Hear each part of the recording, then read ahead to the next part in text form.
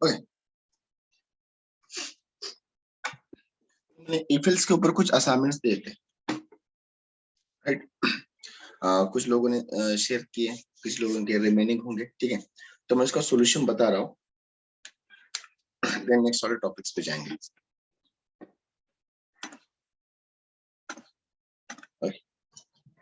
Simple simple assignment थे।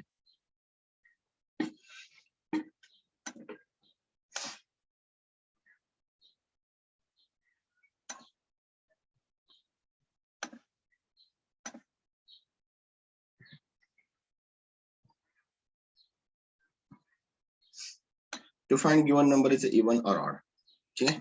मैं यहाँ पे देता हूँ सॉल्व करके।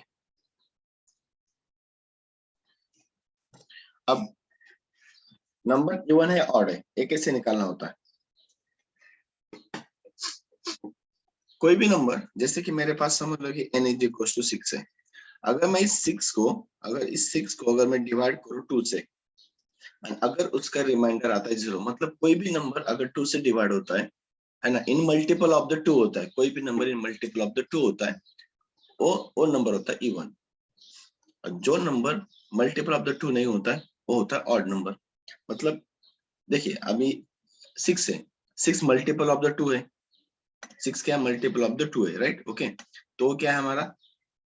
इवन है। अगर मल्टीपल ऑफ द 2 नहीं, मतलब इवन नहीं है, मतलब ऑड है। तो दो ही ऑप्शन है, इवन है या ऑड है, तो मैं इफ एल्स लगाऊंगा। बट एक कैसे चेक करना है कि वो डिवाइड होता है या फिर उसके टेबल्स में है या नहीं? देखिए, जिसको भी हम डिवाइड करेंगे, उसका रिमाइंडर अगर 0 आता है तो वो होता है इवन नंबर। किसी भी नंबर को अगर 2 से डिवाइड करते हो, उसका रिमाइंडर अगर 0 आता है तो होता है हमारा इवन नंबर। ओके, तो सिंपल है कंडीशन यहाँ पे।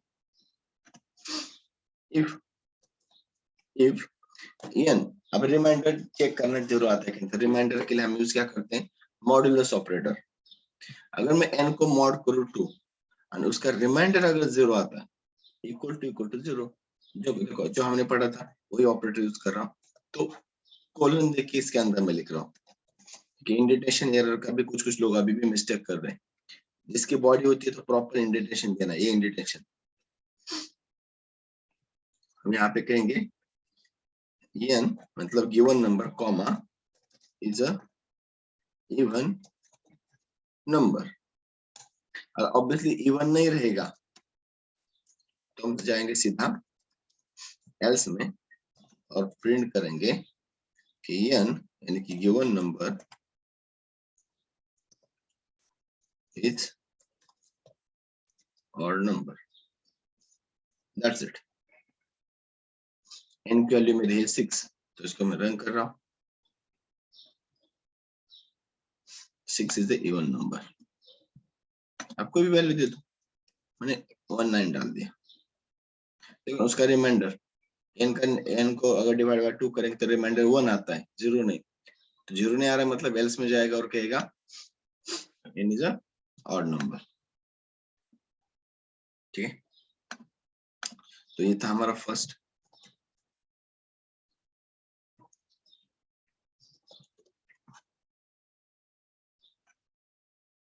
ओवल है या नहीं ये चेक करना है हमें। ठीक है, तो उसके लिए भी हमें क्या करना है? जैसे मैंने एक सी नाम का वेरिएबल लिया और इससे ना मैं ए ले रहा हूँ, तो ओवल है या नहीं चेक करना है। तो मुझे इफ की कंडीशन देनी है, अगर सी इक्वल टू ए है तो भी ओवल है। और डाल दो ना, ऑपरेटर हमें बताए ना। और सी इक्वल टू ई है तभी भी ओएल है, और सी इक्वल टू ई है तभी भी ओएल है, और सी इक्वल टू आई है तभी भी ओएल है, और सी इक्वल टू तभी भी ओएल है। मतलब इसमें से कोई भी एक मिलना चाहिए। और ऑपरेटर क्या कहता है? कोई भी एक कंडीशन सेटिस्फाई होनी चाहिए। तो इनमें से कंडीशन कोई भी एक सेटिस्फाई होगी तो हमारा क्या रहेगा? वो ओएल रहेगा। तो हम प्रिंट करेंगे यहाँ पे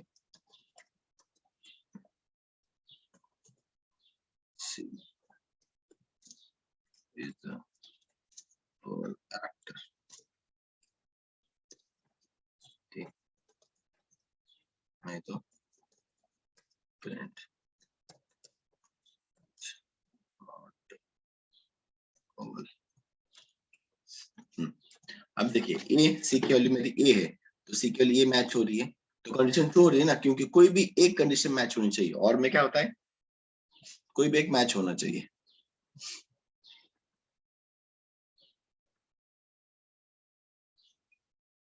सॉरी, ये मैंने ऐसे डाल दिया एक्चुअली, और ऐसे लिखना है हमें।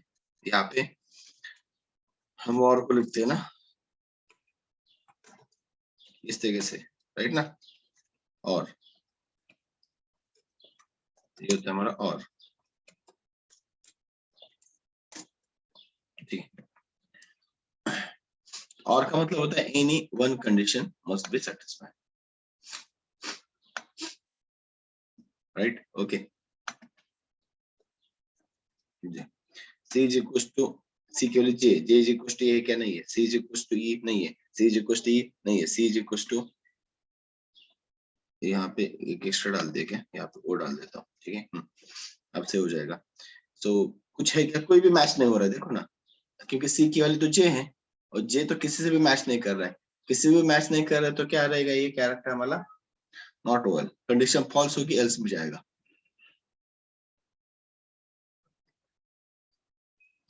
कोई ना कोई एक मैच होनी चाहिए ना, बट कोई भी कंडीशन मैच नहीं हो रही है, तो कब फॉल्स होगा। एक भी कंडीशन ट्रू होगी तो ट्रू हो जाएगा। अगर मेरा ओ है तो ओ मैच हो रहा है, यस, तो कंडीशन ट्रू हो जाएगी।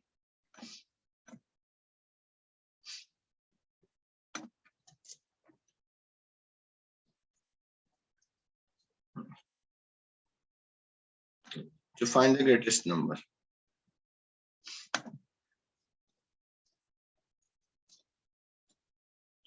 सपोज मेरे पास 4 नंबर है ना, a is equals to 10 है, b is equals to 34 है, c is equals to 15 है।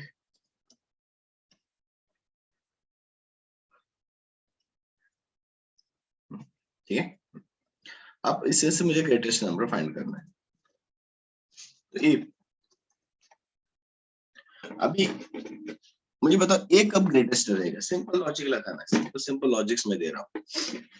तो हमें ये सोचना है कि यहाँ ए तो बड़ा तब रहेगा जब ए बी से भी बड़ा हो, सी से भी बड़ा हो, और डी से भी, मतलब ये तभी ग्रेटेस्ट होगा जब वो बी सी डी तीनों से भी ग्रेटेस्ट होगा, एक से ग्रेटेस्ट होने से नहीं चलेगा, सबसे ग्रेटेस्ट होना चाहिए, राइट, तभी तो हम कहेंगे ना। तो यहाँ पे मुझे लिखना होगा कि अगर ए इज ग्रेटर देन बी, है ना, A is greater then B, है ना, या फिर हम इक्वल टू भी दे सकते हैं, ग्रेटर देन और इक्वल टू भी रहेगा, ए ग्रेटर देन और इक्वल टू बी, एंड क्योंकि ऑल कंडीशन ट्रू होनी चाहिए ना, A is greater than equal to C and A is greater than और इक्वल टू डी। इसका मतलब क्या हुआ कि ये बी से भी बड़ा है, सी से भी बड़ा है, डी से भी, एंड का मतलब all condition must be satisfied. तो ये कंडीशन मेरे सेटिस्फाई हो रही है, इसका मतलब ये होगा कि ये बी सी डी तीनों से भी ग्रेटेस्ट है, अगर ये कंडीशन हमारी सेटिस्फाई होगी तो, ठीक है। तो कंडीशन सेटिस्फाई होगी तो हम यहाँ पे कहेंगे प्रिंट गिवन नंबर, यानी कि ए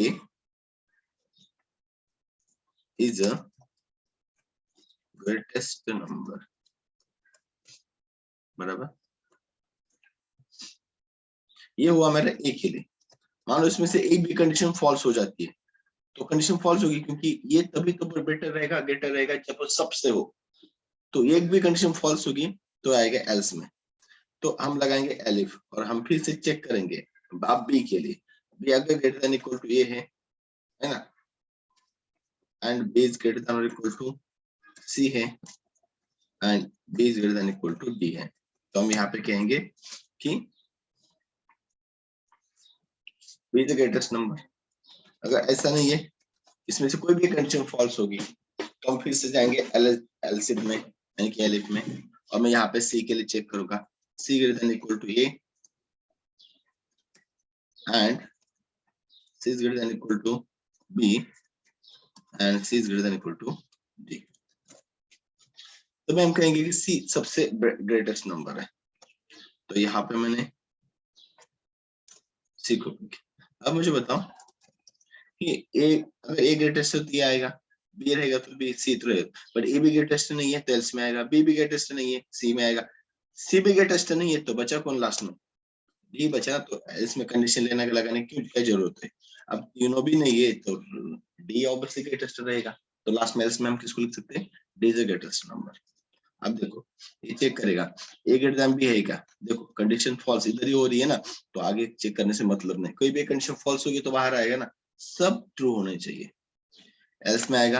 अब चेक करें बी ग्रेटर देन ये, यस बी ग्रेटर देन ये है, B greater than C, B greater than C भी है, B greater than D, B greater than D नहीं है, देखो कंडीशन यहाँ पे फॉल्स होगी तो अंदर नहीं जाएगा, और गलती से मैंने इसका एंड यहाँ पे लगा दिया, तो मुझे ये लगाना है, ठीक है ओके। तो बी ग्रेटर देन डी, ये भी कंडीशन हमारी क्या हो गई, फॉल्स, फॉल्स हो गई तो एल्स में आएगा।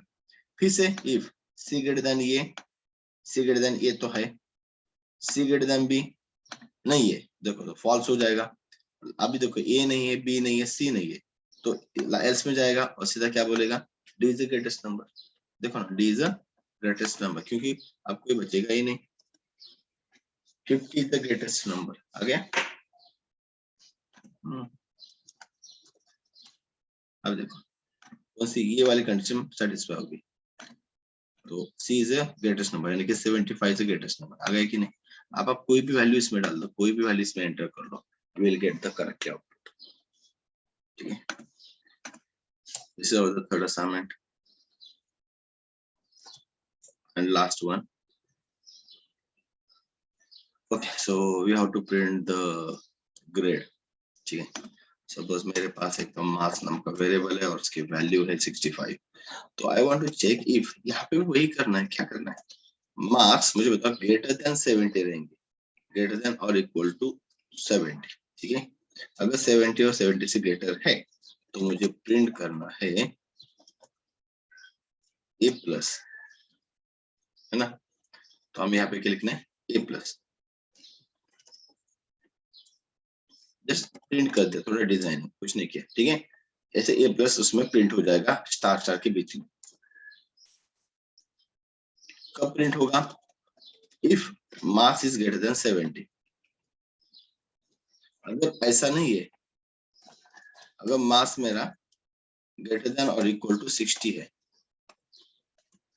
अगर 70 ग्रेटर देन नहीं है तो नीचे आएगा। अब चेक करेगा 60 से ग्रेटर है क्या, 60 से ग्रेटर है इसका मतलब वो 70 से कम एंड 60 से ग्रेटेस्ट रहेगा, क्योंकि अगर 70 से बड़ा होगा तो ये इधर ही ट्रू कर देगा ना, line by line execution.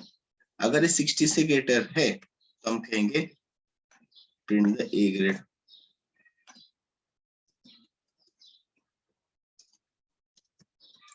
If mass greater than और इक्वल टू 50 है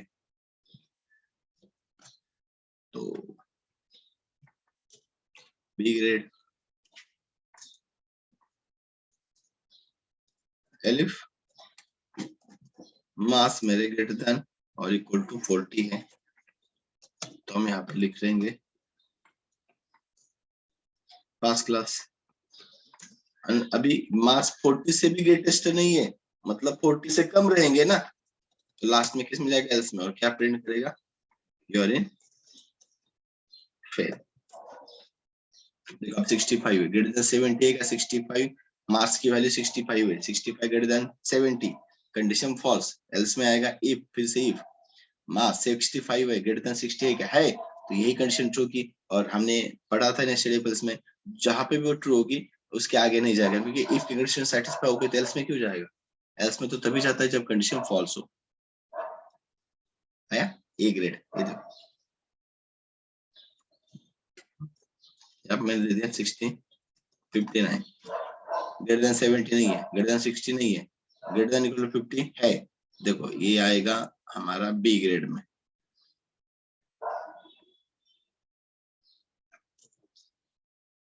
ग्रेटर देन 70 नहीं है, ग्रेटर देन 60 नहीं है, ग्रेटर देन 50 नहीं है, ग्रेटर देन 40, ग्रेटर देन 40 भी नहीं, तो लास्ट में एल्स में क्या कहेगा? ठीक है, तो इस तरीके से हम इसी कंडीशन लगा सकते हैं। ठीक है, तो ये था हमारा कल के असाइनमेंट्स और उसका सॉल्यूशन। ठीक है, जिन्होंने ट्राई किया अच्छी बात है। ओके, ट्राई किया होगा तो ये अभी आपको जल्दी से समझ में आया होगा, बिकॉज कि पता चलता है कि अरे हमने क्या ट्राई किया था और हमें क्या ट्राई करना चाहिए। और जिन्होंने ट्राई ही नहीं किया उनके लिए आज का सॉल्यूशन भी हार्ड लगेगा। ठीक है, इसलिए मैं बता रहा हूँ ट्राई करना चाहिए। ठीक है, आंसर आए ना आए, but we have to try. ठीक है, ट्राई करोगे तो सोचोगे, एंड सोचोगे तो आउटपुट निकलेगा। ठीक है, ओके। सो चलिए, तो अब हम move on the next topic.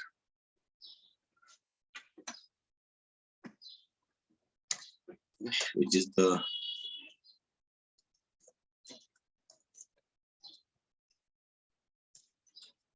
loop। देखना है लूप। तो लूप क्या होता है समझ लो।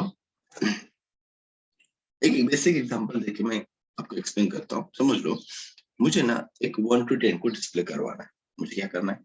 1 to 10 इस नंबर को डिस्प्ले करना है। इसको डिस्प्ले करने के लिए आपके पास तरीका क्या हो सकता है? आप क्या करोगे? प्रिंट 1, प्रिंट 2, प्रिंट 3, ऐसे 10 बार लिखोगे, राइट? सपोज मुझे 1 to 100 तक प्रिंट करवाना है। Is possible? नहीं पॉसिबल। आपके डेटाबेस में 1 लाख रिकॉर्ड्स है, और आप चाहते हैं कि उस रिकॉर्ड को मुझे इटरेट करना है, मतलब फेच करना है। और 1 by 1 रिकॉर्ड फेच करोगे तो 1 लाख टाइम तक कब तक चलोगे? तो हमें ऐसा कुछ लॉजिक लगाना है कि वो लिखे हम एक ही बार, बट वो 1 लाख टाइम रिपीट होना चाहिए। Number of the times repeat होना चाहिए। हमारे ब्लॉक को रिपीट करना है। ठीक है, ताकि समझ लो मुझे 1 to 10 डिस्प्ले करना है तो मुझे लिखना एक ही बार है प्रिंट का स्टेटमेंट, और उसने 10 बार उसको रिपीट करना चाहिए। इसी को बोलते हैं लूप, साइकिल, है ना? साइकिल ऐसे होते हैं साइकिल। तो स्टार्ट होगा, फिर से वो स्टार्ट होगा, एंड होगा, स्टार्ट होगा। तो ये जब तक कुछ सर्टेन कंडीशन तक, है ना, ये हमारा फॉल्स नहीं होता है तब तक ये चलता ही रहेगा। तो कौन से लूप्स यहाँ पे यूज होते हैं? ठीक है, अगर हम अदर लैंग्वेज की बात करेंगे तो 3 लूप्स यूज होते हैं हमेशा, जिसको हम बोलते हैं while loop, do while loop, for loop. But Python के अंदर 2 ही लूप्स आते हैं। फर्स्ट लूप आता है व्हाइल लूप, एंड सेकंड आता है फॉर लूप। ठीक है, यहाँ पे डू व्हाइल नहीं होता है। ठीक है, कभी कोई लोग गलती से बता देते हैं, अगर क्योंकि हमने अभी तक जावा, सी प्लस प्लस को पढ़ा होता है, एंड उसमें ये while, do while, for loop होते हैं। तो बट यहाँ पे ऐसा है कि सिर्फ व्हाइल एंड फॉर होता है, यहाँ पे डू व्हाइल नहीं होता है। तो हमारे पास कितने? 2 लूप है। ठीक है, एक व्हाइल है, डू, एंड एक फॉर लूप है। आप कोई भी लूप यूज कर लो, कोई भी लूप यूज कर लो, हमें 3 स्टेप को फॉलो करना है, याद रखना। एक साइकिल को जब हमें यहाँ पे बताना है या लूप को हमें इटरेट करना है, तो हमें 3 स्टेप को फॉलो करना है। सबसे पहले फर्स्ट स्टेप आती है कि जो भी हमारे वेरिएबल्स होते हैं उस वेरिएबल को इनिशियलाइजेशन करना चाहिए। वेरिएबल इनिशियलाइजेशन मतलब देखो, अगर मुझे 1 to 10 डिस्प्ले करना, मैंने एक आई नाम का वेरिएबल लिया और मैं आई वेरिएबल को 1 to 10 डिस्प्ले करवाना चाहता हूँ, तो आई की वैल्यू शुरुआत कहाँ से होगी? 1 से होगी ना। This is the initialisation. शुरुआत कहाँ से करनी है? आपका वेरिएबल स्टार्ट कहाँ से होगा? इसी को बोलते हैं इनिशियलाइजेशन। Second, condition.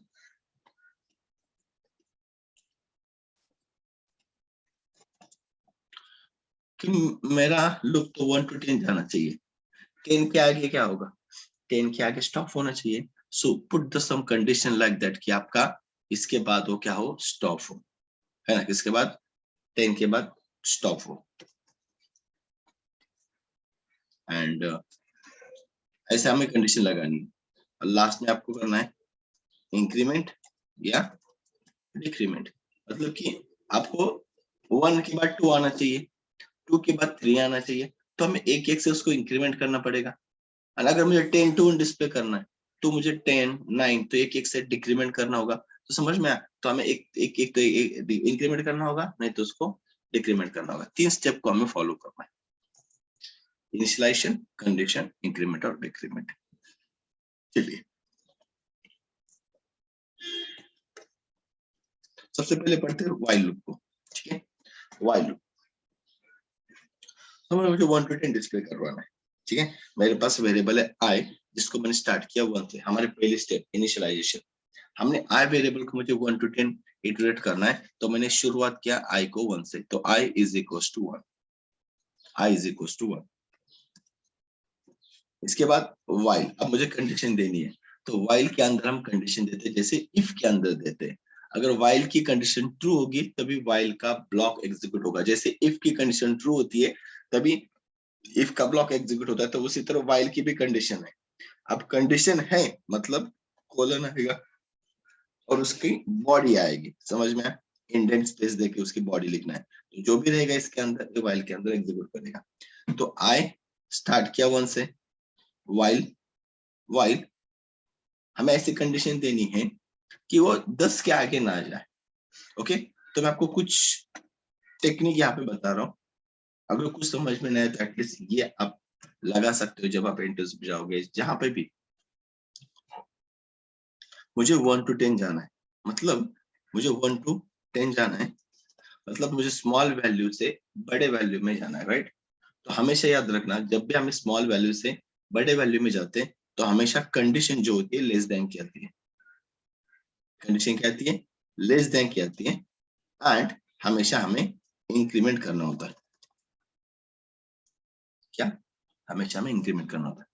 जब भी हम स्मॉल वैल्यू से बड़े वैल्यू में जाते हैं तो हमेशा जो हमारी कंडीशन जो आती है वो लेस देन की आती है एंड हमें इंक्रीमेंट करना होता है। देखिए I1 है तो मुझे व्हाइल लूप में ऐसी कंडीशन देनी है कि जब तक वो 10 तक है तब तक एग्जीक्यूट हो, 10 से आगे जाएगा तो व्हाइल स्टॉप होना चाहिए। तो मैं वही कहूंगा ना कि I जब तक लेस देन और इक्वल टू है छोटा 10 से, जब तक I मेरा 10 से छोटा है तब तक ये कंडीशन ट्रू होती रहेगी। अब व्हाइल के अंदर हम क्या करते रहेंगे, हमारे स्टेटमेंट्स आएंगे। फिलहाल मैं I की वैल्यू डिस्प्ले कर रहा हूँ ताकि मुझे इटरेशन दिखाना है। आप तो कुछ भी लिख सकते हैं, यहाँ पे 100 लाइंस का भी कोड लिखोगे इसके नीचे तब भी चलेगा, वो 10 टाइम्स उसको एग्जीक्यूट करेगा ही करेगा। फिलहाल तो मैंने यहाँ पे क्या लिखा है, आई, और ये हो गया मेरा ब्लॉक स्टेटमेंट। उसके बाद इंक्रीमेंट करना है मुझे, तो इंक्रीमेंट करना तो कैसे करोगे? जैसे नॉर्मली अदर लैंग्वेज में से प्लस प्लस ऑपरेटर आता है for the increment, but Python के अंदर सा ऑपरेटर नहीं आता है। तो हमें आई को 1 से 2 करवाना है, बाद में 2 से 3, मतलब आई के अंदर ही वैल्यू को ऐड करके उसको एक एक से इंक्रीमेंट करवाना है। तो मैं ऐसे लिखूंगा ऐड एंड असाइन, समझ में आना है? हमने उस दिन देखा था। तो इसका ही मतलब क्या होता है, मैं यहाँ पे कमेंट्स में लिख रहा हूँ, कमेंट्स एग्जीक्यूट नहीं होती है, समझ में है ना? ये पर हमारे अंडरस्टैंडिंग के लिए इसका ही मतलब होगा I is equal to I plus 1। मतलब कि हमने क्या किया, आई को, आई की वैल्यू 1 थी उसमें 1 ऐड किया, कितना हुआ 2, और वही 2 आई को दे दिया। अब आई क्या बना 2, फिर से 2 प्लस 1 होगा, आई की वैल्यू हमारी 3 होगी जो यहाँ पे स्टोर होगी, फिर से 3 प्लस 1 आएगा जो आई को असाइन होगा, समझ में है ना? इसको बोलते हैं add and assign operator. Okay, तो ये हमने दे दिया। चलो अब हमारा कंसेप्ट हो चुका है, अब मैं यहाँ पे इसको एक्सप्लेन करता हूँ। सी फर्स्ट स्टेप है इनिशियलाइजेशन, आई की वैल्यू 1 है, व्हाइल में आएगा, देखो मुझे 1 से लेके 10 तक जाना है ना, इसलिए लेस देन, जब तक आई मेरा छोटा है कितने से, 10 से, क्योंकि मुझे 10 तक ही जाना है ना, इसलिए अप टू 10 तक दे दिया। लेस देन इक्वल टू मतलब अप टू 10। आई 1 है, 1 इज लेस देन 10, कंडीशन 2 है, इस व्हाइल के अंदर आएगा। अब इस इंडेंटेशन लेवल में जितना भी कोड होगा वो होगा व्हाइल का ब्लॉक, व्हाइल की बॉडी, ये पूरी की पूरी बॉडी एग्जीक्यूट होगी जितना भी कोड रहेगा इंडेंटेशन इफ जैसे। तो इसके अंदर आएगा आई की वैल्यू फिलहाल 1 प्रिंट करेगा। चलो मैंने यहाँ पे आई की वैल्यू 1 प्रिंट कर दी, जितना भी कोड होगा एग्जीक्यूट करेगा। लास्ट में देखो उसको इंक्रीमेंट किया है 1 से, आई अब क्या बना 2, यहाँ पे आई क्या बना 2, तो इसके बाहर नहीं निकलेगा। देखो ना, इस व्हाइल लूप के बाहर, इस इंडेंटेशन के बाहर तभी निकलेगा जब कंडीशन फॉल्स होगी। जब तक कंडीशन फॉल्स नहीं होती है तब तक वो व्हाइल लूप के बाहर नहीं निकलेगा। तो आई की वैल्यू कितनी हो गई 2, आई की वैल्यू क्या हो गई 2, तो फिर से व्हाइल लूप में जाएगा चेक करने के लिए। आई की वैल्यू 2 है, 2 less than equal to 10, condition true है तो फिर से अंदर आएगा और फिर से इस वाले ब्लॉक एग्जीक्यूट करेगा, जबकि आई की वैल्यू अब 2 है जो प्रिंट करेगा। मतलब मेरा ए वाला ब्लॉक सेकंड टाइम एग्जीक्यूट हुआ।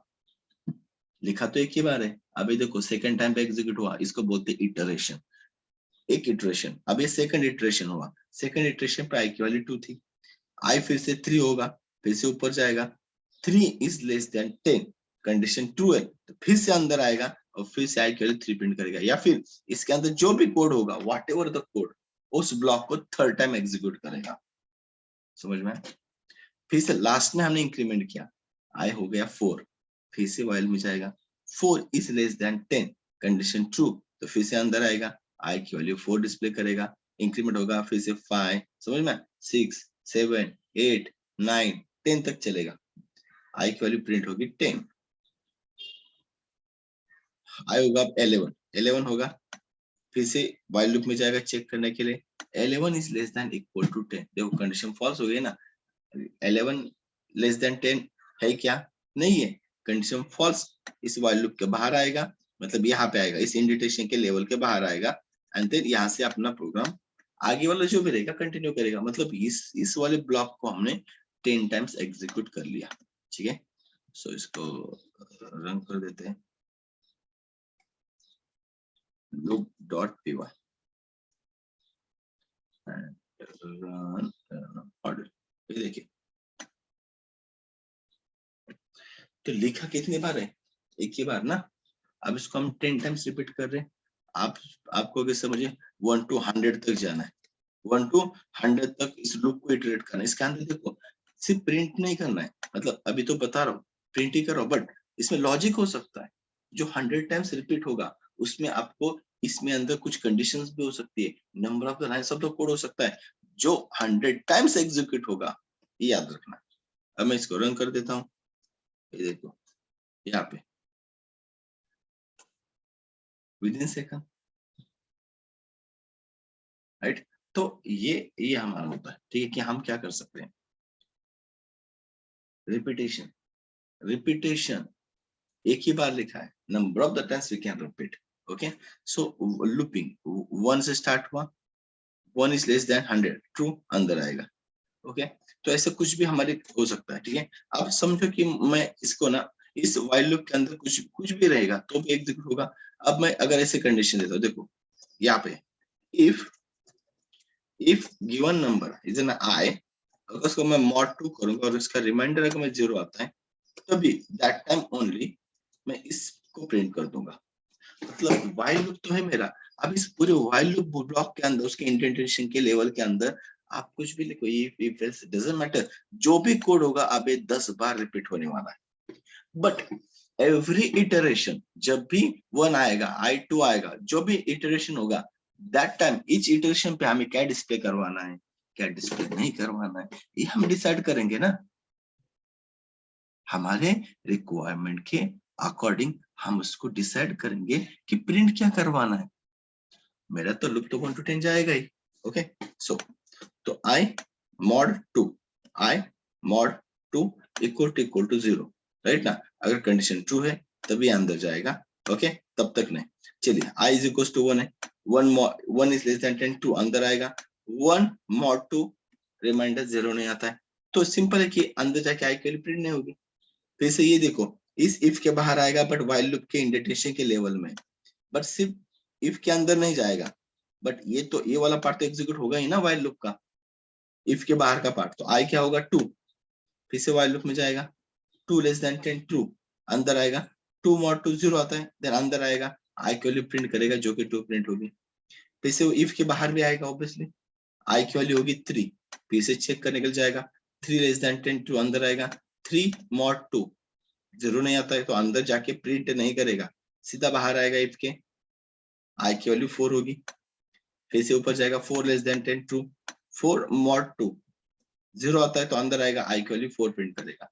तो सिंपल है, हमें 1 to 10 में से क्या मिल रहे हैं, सिर्फ इवन नंबर मिल रहे हैं। अगर आपको कोई कहता है to display all the even numbers between 1 to 10, simple program है, हमारा लूप तो 10 टाइम्स रिपीट होगा, बट मुझे डिस्प्ले वही करना है जो मेरी कंडीशन सेटिस्फाई करे। क्लियर? इफ लिखा तो यहाँ पे मुझे कोलन देना होगा। किसी की भी बॉडी लिखनी है तो कोलन देना ही होता है, तभी उसका इंडेंटेशन उसको समझ में आता है।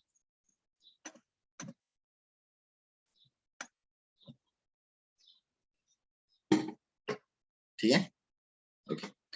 तो इस तरीके से हम लूप को इटरेट कर सकते हैं। बस हमें इतना याद रखना है कि कुछ भी उसके अंदर कंडीशन हो सकती है, इफ एल्स व्हाटएवर, ठीक है। नंबर ऑफ द ब्लॉक्स बस वो एग्जीक्यूट करेगा, एंड देन उसके अंदर क्या डिस्प्ले करवाना है नहीं करवाना है हम डिसाइड कर सकते हैं। अब आता है फॉर लूप। फॉर लूप को लिखने का तरीका थोड़ा सा डिफरेंट है, ओके। यहाँ पे भी फॉलो तो हमें वही करना है, ठीक है। हाँ, जहां पे जरूरत पड़ेगी वहां पे माइनस भी आपको करना है, डिक्रीमेंट, समझ में आया ना, माइनस एक एक से। अब देखो कि मेरे पास है फॉर लूप, क्या है मेरे पास, फॉर, ओके। फॉर को लिखने का तरीका देखो, मुझे 1 to 10 डिस्प्ले करवाना है, ठीक है। तो मैंने आई वेरिएबल लिया और मैंने यहाँ पे इन ऑपरेटर यूज कर दिया। क्या, इन, आई, इन, एक रेंज नाम का फंक्शन यहाँ पे हमें यूज करना होता है, इनबिल्ट फंक्शन है रेंज। अब ये फॉर लूप के अंदर ना ये रेंज डिसाइड करता है। देखिए आई इन रेंज, आई की रेंज हमें देनी है, एक शुरुआत और एक एंड पॉइंट। तो मैंने बताया कि 1 to 10 मुझे जाना है, तो मैंने बताया कि ये 1 से स्टार्ट होगा। First parameter is a starting value, comma कहां तक जाएगा, 10 तक जाएगा। सेकंड, उसकी रेंज हमने दे दिया, सेकंड पैरामीटर। बट ये जो सेकंड पैरामीटर होता है ना, ये एक्सक्लूड होता है, इंक्लूड नहीं होता है। मतलब क्या, ये 1 से तो स्टार्ट होगा बट 10 तक नहीं जाएगा, क्योंकि ये एक्सक्लूड होता है। 10 इंक्लूड नहीं होता, मतलब जाएगा कहां तक, 9 तक। 10 पे जाएगा, फॉल्स हो जाएगा। क्यों, क्योंकि ये एक्सक्लूड होता है, ये हमेशा याद रखना। मतलब मुझे 10 तक जाना है तो मुझे यहाँ पे 11 देना होगा, मतलब 11 एक्सक्लूड रहेगा, वो 10 तक जाएगा, ये चीज को याद रखना है। एंड उसके बाद थर्ड पैरामीटर आता है, कितने स्टेप से इंक्रीमेंट करना है, 1 से करना है, 2 से करना है, 3 से, मतलब 1 के बाद एटलीस्ट 3 से इंक्रीमेंट करके 4 आएगा। तो ये हमें डिसाइड करना है। अगर अगर हमने कुछ नहीं दिया तो ये इसका मतलब होता है लास्ट का जो पैरामीटर होता है इंक्रीमेंट 1 से करेगा, अगर हमने नहीं दिया तो। अगर देंगे तो अच्छी बात है, ठीक है। तो चलो मैंने दे दिया, अब इसका मतलब समझ में आया, ये शुरुआत 1 से करेगा और 10 तक जाएगा और हर टाइम एक एक से इंक्रीमेंट करेगा, कोलन, अब उसकी बॉडी। और मैं कुछ नहीं कर रहा, यहाँ पे सिम प्रिंट आई को कर रहा हूँ, दैट्स इट फिलहाल, ठीक है, ओके। अब इसमें क्या देखना है, देखिए आई शुरुआत कहाँ से करेगा, सबसे पहले आई करेगा 1 से, दिस इज इनिशियलाइजेशन। आई 1 से जाएगा और कहां तक जाएगा, उसके रेंज में। इन ऑपरेटर बताता है कि इस रेंज में आई है या नहीं। आई की वैल्यू 1 है, तो 1 to 11, आई जो है 1 to 11 के रेंज में है, क्योंकि 1 इंक्लूड होता है, बस लास्ट वाला एक्सक्लूड होता है, तो उसके रेंज में है, कंडीशन ट्रू होगी, अंदर आएगा और आई की वैल्यू 1 डिस्प्ले करेगा, जो कि 1 है, ओके। जो भी कोड होगा इसके अंदर, जितना भी कोड होगा पूरा एग्जीक्यूट होगा इसके अंदर। फिलहाल तो हम सिर्फ प्रिंट कर रहे हैं, इटरेशन हम देख रहे हैं कि वो कितनी बार रिपीट हो रहा है। तो आई की वैल्यू 1 प्रिंट करेगा और फिर से वो इंक्रीमेंट करेगा। ये देखो आई हमारा बढ़ेगा 1 से, तो आई क्या होगा अब 2। जब आई 2 होगा ये फिर से चेक करेगा कि अब आई में कितनी वैल्यू है, 2 है।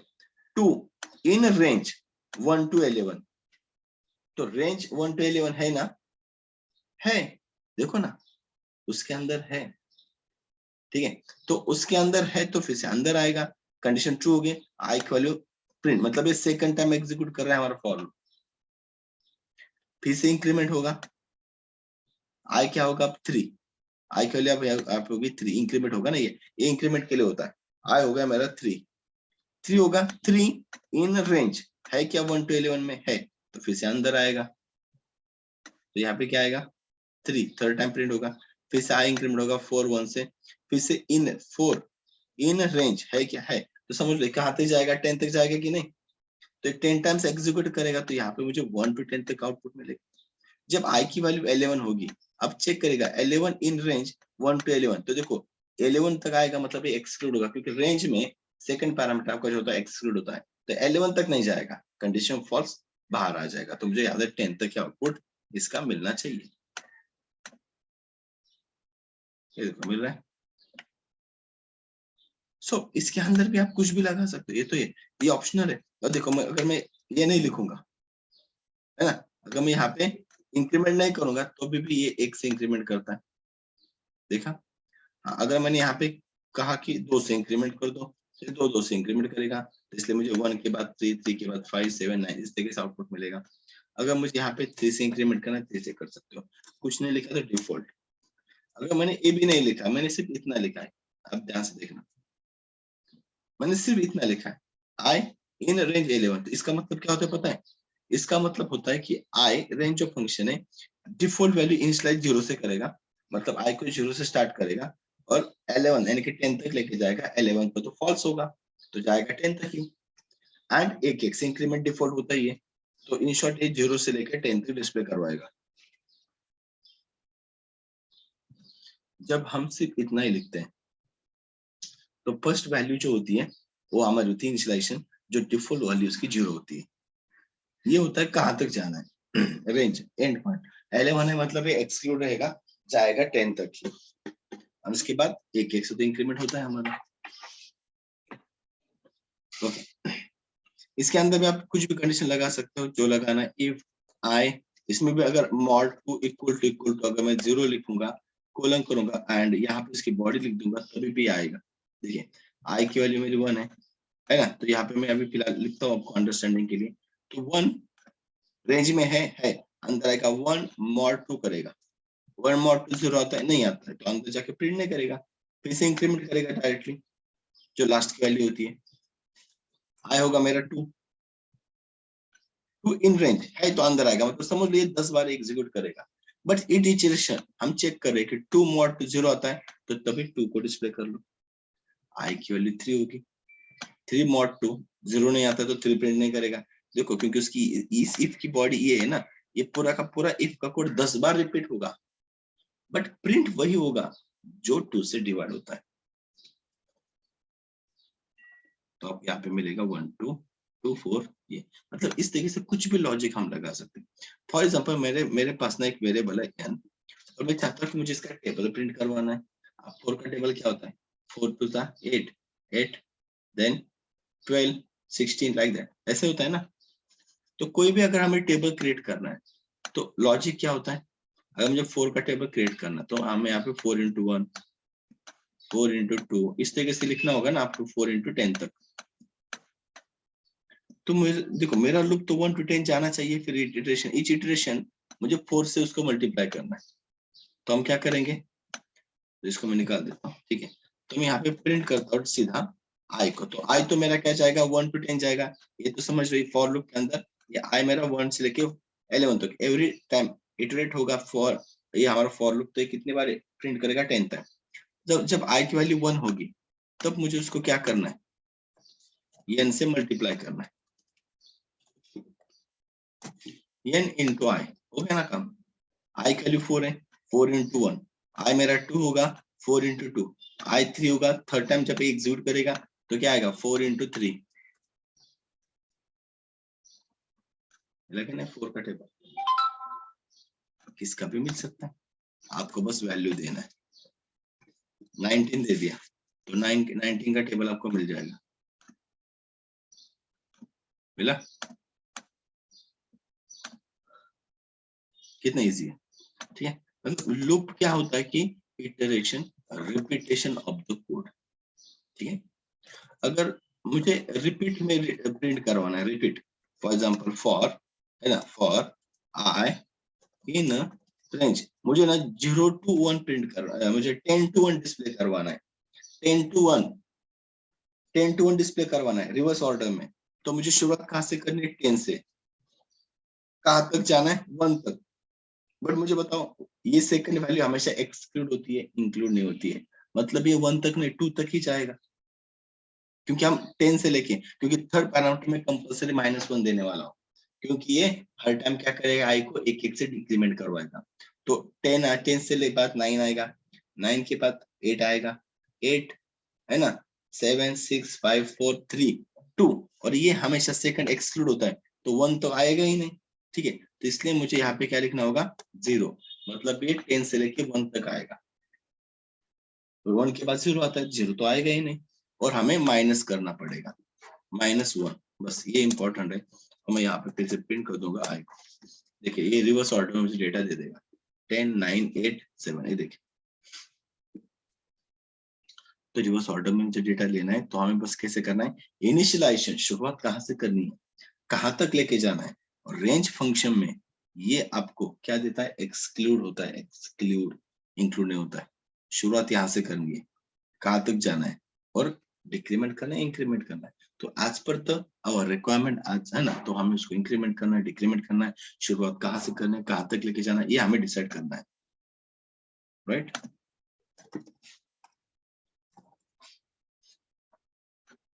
अगर मैं इसी प्रोग्राम को थोड़े एक अच्छे मैनर में अगर इसको डिस्प्ले करना चाहता हूँ, ठीक है, तो मैं कैसे करूंगा, ये तो देखो मेरा ये तो डायरेक्टली प्रिंट करवाएगा ना, ये देखिए यहाँ पे किया था, तो मैं इस तरीके से डिस्प्ले करवा सकता हूँ। ध्यान से देखना, मैं फिर से पहले एन को डिस्प्ले करूंगा, कॉमा, इसके बाद इनटू का सिंबल डिस्प्ले, क्योंकि डबल कोट्स के अंदर स्ट्रिंग होता है, जो लिखते हैं वही प्रिंट होता है, फिर से कॉमा, कॉमा कॉमा करके वेरिएबल स्ट्रिंग को सेपरेट करना है।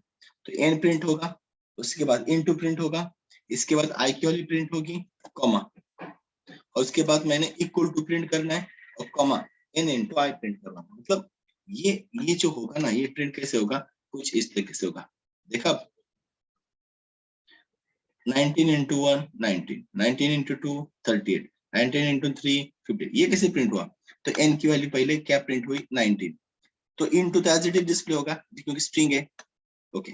इसके बाद i की वैल्यू क्या थी, 1, ये देखो i की वैल्यू 1 है, तो 1 ये प्रिंट हुआ, उसके बाद string equal to as it is display हुआ, और उसके बाद उनका मल्टीप्लिकेशन n into 1 19, फिर से i इंक्रीमेंट होगा 2, रेंज में चेक करेगा 2 1 to 11 के रेंज में है तो अंदर आएगा, कंडीशन ट्रू होगी, फिर से प्रिंट करेगा, n की वैल्यू 19 है, इनटू i की वैल्यू अभी 2 हो चुकी है, तो 19 into 2 इक्वल टू 19 into 2 इसका मल्टीप्लिकेशन जो कि 38 है। तो इस तरीके से हम क्या कर सकते हैं, इसे उसको बना सकते हैं। अगर मैं और एक अगर आपको एग्जांपल दूं कि अगर मैंने कहा कि देखिए मुझे ना 1 to 10 नंबर का ना सम निकालना है, समेशन ऑफ द 1 to 10, एक 1 से लेकर 10 तक के नंबर का सम निकालना है, एडिशन निकालना है। तो एडिशन मतलब कैसे निकालना होगा, 1 + 2 + 3 + 4 + 10, ये इसका आंसर मुझे निकालना है कि इसका आंसर क्या आएगा, राइट ना। तो इसका लॉजिक भी क्या रहेगा, ध्यान से देखना, मैंने पहले 1 लेना है, 1 को एडिशन करना है रिजल्ट के साथ, जो भी हमारा आउटपुट आएगा उसके साथ एडिशन करना है, जो एडिशन आएगा 1 उसको हमें 2 के साथ ऐड करना है, नेक्स्ट नंबर के साथ, 2 + 1 3, जो आंसर आएगा उस सम को मुझे आगे थर्ड के साथ ऐड करना है, एडिशन तो वैसे ही करते हैं ना, तो 3 + 3 6, 6 आया, अब 6 + 4, जो आंसर आएगा ना 6, उसी को 4 को ऐड करना है, तो 10, देन 10 + 5 15, 15 + 6 21, 20 + 7, राइट ना। तो इस तरीके से मुझे 10 तक जाना है, तो उसके लिए भी देखिए मैं लूप कैसे लगाता हूँ, तो मैंने यहाँ पे फॉर लूप लगाया, आई इन रेंज लगा दिया, 1 से स्टार्ट होगा 10 तक प्रिंट, मतलब 10 तक मुझे एडिशन चाहिए तो मुझे 11 तक लेके जाना होगा। चलो अब ये तो 10 टाइम्स रिपीट होगा ही होगा, मुझे ईच इटरेशन करना क्या है, मुझे ईच इटरेशन मुझे एडिशन करना है, किसके साथ, पहले आई की वैल्यू 1 है, देखो आई की वैल्यू 1 है, तो मुझे 1 को ऐड करना है, बट मैं पहले 1 को किसके साथ ऐड करूंगा, इसके साथ ऐड करना है जिसका सम मुझे नेक्स्ट टाइम यूज करना है। तो समझ लो मैंने ऐसे ही एक वेरिएबल दे दिया, यहाँ पे एक एस नाम का या सम नाम का एस नाम का वेरिएबल मैंने दे दिया, तो मैंने ऐसे लिखा कि मैंने ऐसे लिखा एस प्लस आई, एस प्लस आई मतलब देखो मुझे आई की वैल्यू तो 1 है, 1 को किसके साथ ऐड करना, एस के साथ, तो एस में तो कुछ भी वैल्यू नहीं है ना इनिशियलाइज, तो मैंने इनिशियलाइज को 0 कर दिया, देखो 0 + 1 1 ही आएगा, मतलब फर्स्ट इटरेशन पे एस में स्टोर एस के मतलब एस प्लस आई 0 + 1 1 आएगा, वही आंसर मैं असाइन करता हूं एस के अंदर, मतलब जो भी एडिशन आएगा उसको एस को दे दिया, मतलब एस = एस + आई कर दिया। अभी देखो ये टेक्निक है, इसके आगे जब भी इस तरीके के प्रोग्राम आएगा तो आपको ऐसे ही यूज करना है। कैसे, देखिए आई की वैल्यू 1 है मेरी, यहाँ पे 1, एस की वैल्यू 0 है, 0 + 1, अब 0 + 1 क्या आएगा, 0 + 1, ठीक है, 0 + 1 1 आएगा, यहाँ पे एस है, समझ में है ना, और ये एस + आई है, तो 0 + 1 1, एस में स्टोर क्या होगा 1, ओके। इसके बाद आई इंक्रीमेंट होगा, आई होगा 2, 2 रेंज के अंदर है तो फिर से अंदर आएगा, फिर से ये कोड एग्जीक्यूट होगा। अब मुझे बताओ, जो आंसर आया था ना एस में स्टोर किया था हमने, उसी को हमने ऐड किया ना नेक्स्ट नंबर के साथ, तो क्या आएगा यस। अब लास्ट में एस में वैल्यू 1 थी और आई की वैल्यू क्या है मेरी 2, फिर से एस में स्टोर क्या होगा 3, अब एस में वैल्यू 3 है, अब आई की इंक्रीमेंट होगा, आई होगा 3, फिर से अंदर आएगा, लास्ट में एस की वैल्यू क्या होगी वो प्रिंट करेगा, पहले लेगा ना, ये देखो ना असाइन तो लेफ्ट में होता है ना और स्टार्टिंग में राइट का एग्जीक्यूशन होता है। तो एस में क्या था last time, last time S में तो 3 था, ये देखो यहाँ पे मैं लिख रहा हूँ, जो 3 था प्लस कर लो और आई में वैल्यू क्या है 3 है, तो 3 + 3 6, समझ में है ना। तो फिर से 6 प्लस आई की वैल्यू 4 होगी, 6 + 4 यस में 10 स्टोर होगा, फिर से 10 प्लस आई की वैल्यू होगी 5, 10 + 5, मतलब मुझे वही करना था ना, जो आंसर आएगा उसी को ऐड करना, हम ऐसे ही करते हैं ना, 1 + 2 3, जो आंसर आएगा 3, 3 + 3 6, 6 + 4 10, 10 + 5, ऐसे ही करते हैं ना। तो एक आंसर को हम किसी वेरिएबल में स्टोर कर रहे हैं एंड उसी आंसर को हम नेक्स्ट इटरेशन में यूज कर रहे हैं, राइट इसलिए हमने इस तरीके लॉजिक लगाया। अब जब भी आपको इस तरीके का लॉजिक हो कोई किसी भी जगह पे, सिर्फ इसमें एडिशन में नहीं, मल्टीप्लिकेशन डिवीजन समवेयर किसी में भी, तो अगर आपको वही आंसर आगे उसको मल्टीप्लाई करना है, उसके साथ ऐड करना, कुछ भी करना हो, तो इस तरीके का लॉजिक आपको लगने वाला है।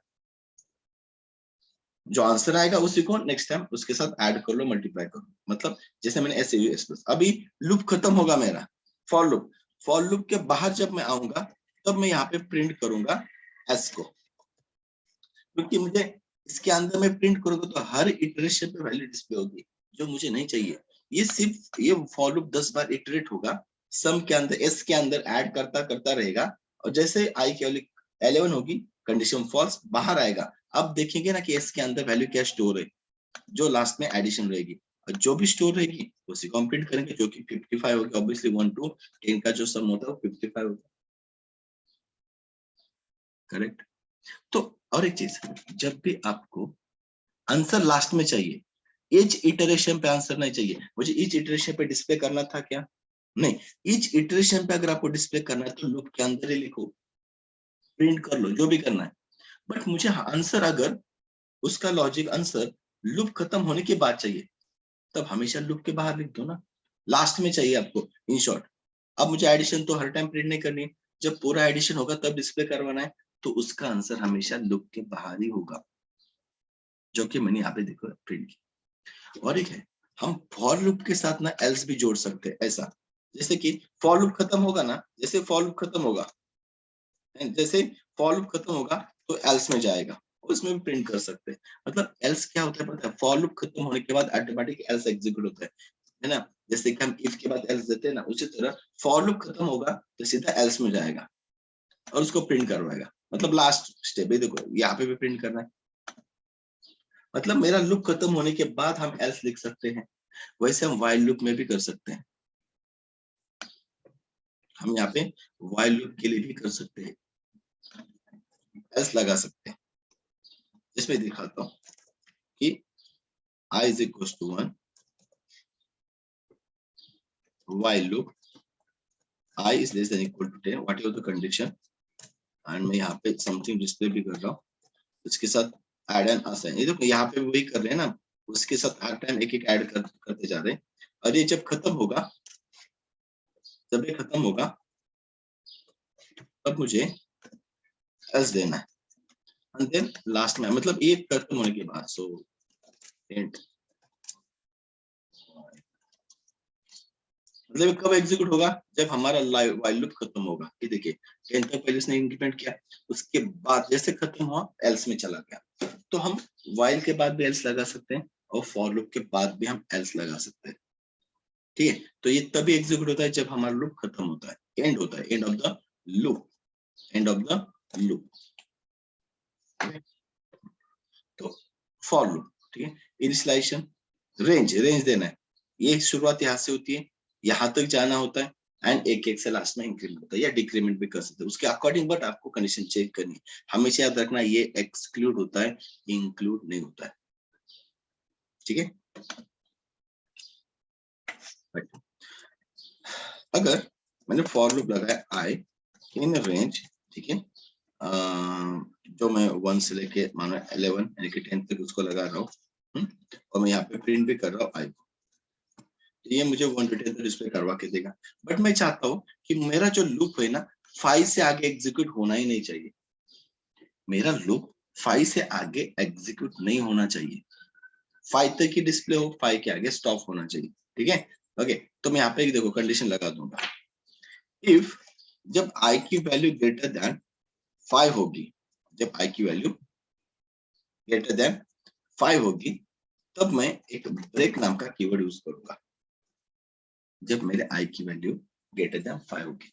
देखिए आई तो मेरा 1 है, देखो मैं फिर से एग्जीक्यूट करके दिखा रहा हूँ, 1 ग्रेटर देन 5 है क्या? नहीं है, तो अंदर नहीं जाएगा, इफ के बाहर जाएगा, जो आई की वैल्यू 1 है 1 प्रिंट करेगा, इस फॉर लूप के बाहर भी नहीं निकलेगा, इंक्रीमेंट करेगा आई को, आई होगा 2, फिर से 2 रेंज में है क्या? है, क्योंकि लास्ट का जो ऑप्शन होता है हमारा 1 होता है ना इंक्रीमेंट वाला, तो आई 2 होगा, फिर से 2 ग्रेटर देन 5 है क्या? नहीं है, तो 2 प्रिंट करेगा, 3 प्रिंट करेगा, आई 4 होगा, 4 प्रिंट करेगा, 5 होगा, 5 प्रिंट करेगा, आई की वैल्यू 6 होगी, उस इटरेशन पे देखो 6 ग्रेटर देन 5, कंडीशन ट्रू है तो अंदर जाएगा और सीधा ही ब्रेक, ब्रेक कीवर्ड क्या करता है पता है? Break the loop, directly for loop को ब्रेक करके बाहर आएगा, कहां पे आएगा? बाहर आएगा, इस फॉर लूप को ब्रेक करके बाहर आएगा डायरेक्टली, दैट्स इट। आगे वाला प्रोग्राम कुछ भी हो सकता है, एल्स इसके फॉर के बाद एल्स लिख सकते हो, या नीचे वाला नेक्स्ट प्रोग्राम रहेगा, बट ये 5 के बाद सीधा ब्रेक करेगा। देखा, 1 to 5 लूप मेरा 10 तक ही है, बट हमने क्या किया, उसको बीच में स्टॉप कर दिया। हमने बोला अगर आई की वैल्यू ग्रेटर देन 5 होगी, है ना, तभी स्टॉप हो, तभी क्या हो, स्टॉप होना चाहिए। तो इसे हम ब्रेक कर सकते हैं, इसे हम क्या कर सकते हैं, उसको ब्रेक करवा सकते हैं।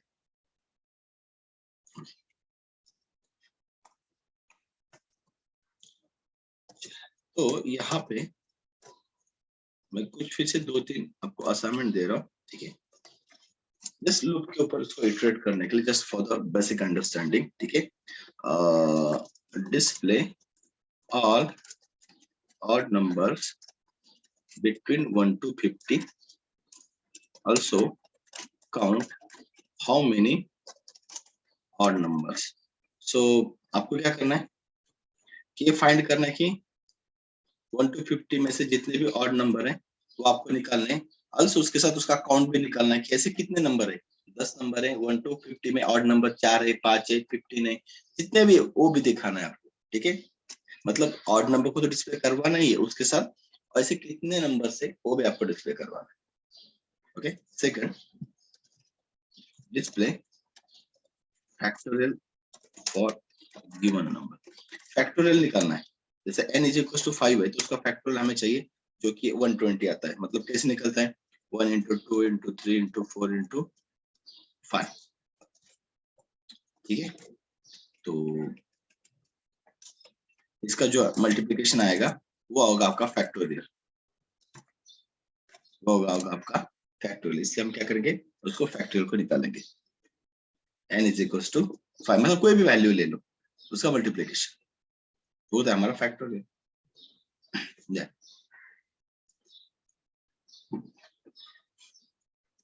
Find given number is perfect or not perfect number।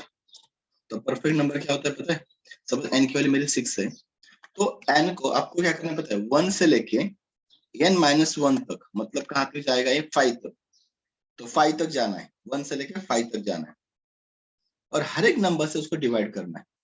जैसे मैं n को डिवाइड करूंगा, मॉड करके करूंगा ऑब्वियसली ना, i से, n की 1 से, तो उसका रिमाइंडर 0 आता है, मतलब जिस भी नंबर से डिवाइड होता है n 1 से लेके 5 तक, मतलब अगर n 6 है तो 1 से लेके 5 तक, n-1 तक, जिस भी नंबर से वो डिवाइड होता है, जैसे अभी देखिए 1 से डिवाइड होता है क्या, 6 होता है 1, तो जिससे भी डिवाइड होता है उसका सम करना है, 2 से होता है 6 डिवाइड होता है, 3 से होता है 3 को भी ऐड करो, 4 से होता है तो उसको ऐड नहीं करना है, 5 से होता है नहीं होता है, 6 तो लेना ही नहीं है क्योंकि n-1 तक, जिससे भी डिवाइड होता है उसका समेशन कितना आया 6।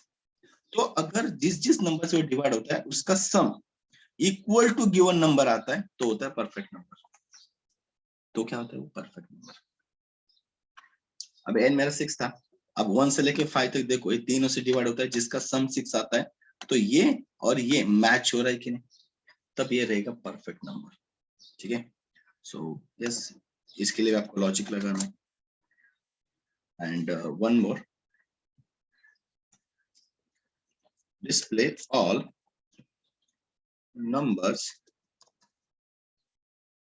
from 1 to 50 which is multiple of 7। जो मल्टीपल ऑफ द 7 रहेंगे 1 to 50 में उनको डिस्प्ले करना है। Display all numbers between 1 to 50 which is multiple of the 4, जो 7 के मल्टीपल्स होंगे 7 के टेबल्स में। ठीक है, सो ये बेसिक 4 असाइनमेंट्स आपको करना है on the using the while loop और फॉर लूप। जिसका भी यूज करना है आप कर सकते हैं, जिसको भी यूज करना है आप कर सकते हो। ठीक है, ओके, तो ये असाइनमेंट्स करना है और लास्ट टाइम जैसे आपको इसको बना के मुझे शेयर करना है और ट्राई करना है, जो नहीं होंगे तो मैं उसका सोल्यूशन आपको दे दूंगा। ओके।